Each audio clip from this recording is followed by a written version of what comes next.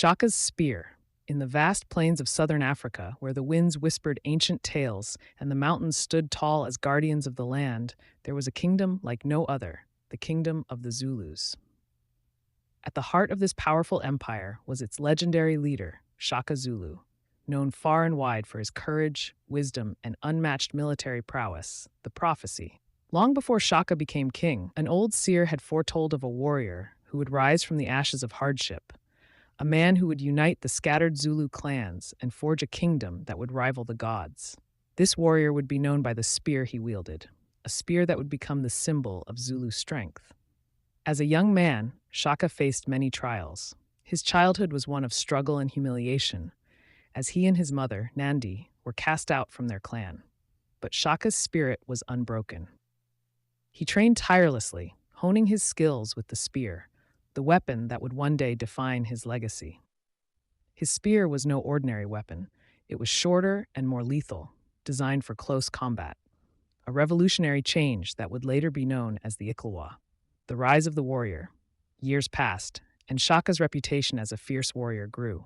His spear became an extension of himself, a tool that struck fear into the hearts of his enemies. As he fought in battles across the land, he began to gather followers, warriors who saw in Shaka the fulfillment of the ancient prophecy. With each victory, his influence grew, and soon the scattered Zulu clans began to unite under his leadership. But Shaka's rise to power was not without its challenges. Rival chieftains, jealous of his growing power, sought to destroy him. However, Shaka's strategic mind was as sharp as his spear. He introduced new military tactics, including the famous bullhorn formation, which allowed his warriors to encircle and crush their enemies. With these innovations, Shaka's forces became unstoppable, the spear of kings. As the Zulu kingdom expanded, Shaka's spear became a symbol of Zulu might. It was said that whoever possessed the spear would rule with the favor of the ancestors. The spear was more than just a weapon. It was a talisman, a connection to the spirits of the Zulus' forefathers.